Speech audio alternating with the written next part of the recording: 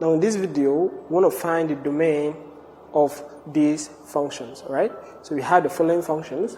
The first one is f of x equals to 1 over x minus 4.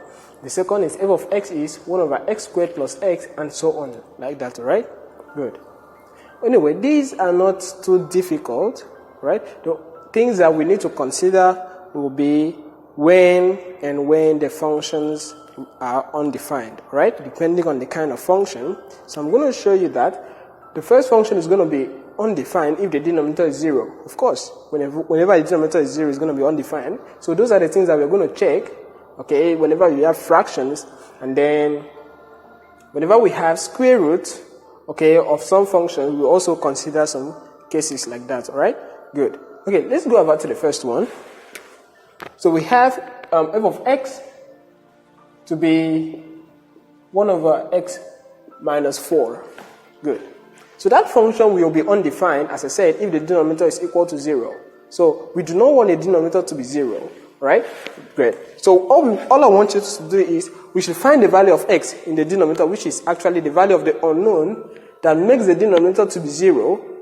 Then when we find the unknown that will make the denominator to be 0, we will send that number, okay, that value of x away, that is the unknown away, then the other numbers will make up the domain of this function.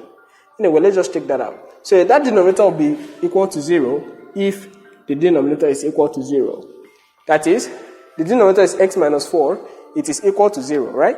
Okay, great. So that tells us that x is equal to 4, just by moving negative 4 to the right hand side, okay? Right. So if x is equal to 4, it tells us that the denominator of this function will be equal to 0. Just take it out. 4 is here, that means 4 minus 4, which is 0. So that gives us 0 in the denominator, and that makes the function to be undefined. So the domain of this function will be the set of real numbers except 4, alright? So we will talk about the domain of f to be a set consisting of all numbers x except that x should not be 4, right? So we say except, let me put it down as a symbol for you, then I'm going to point it out.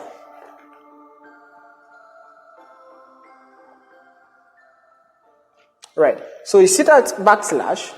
Now when we talk about difference of two sets, backslash, okay, let's say a set A backslash set B, the same thing as saying a set A minus set B, so every element that belongs to A except the ones that belongs to B also, right?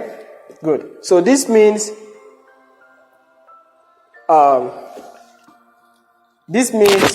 the domain is a set, okay, containing x such that, right, such that x is not equal to 4, right? So it contains all real numbers as possible, all possible real numbers, except the number 4 element. So I can denote it as using an interval notation, as an open interval from negative infinity to 4, then we unite it with, that is union, from 4 to positive infinity. That means this 4 is not included, since we're just using parentheses. Good. So that's the domain of the first function. Alright, great. Let's go over to the second function and see what we get.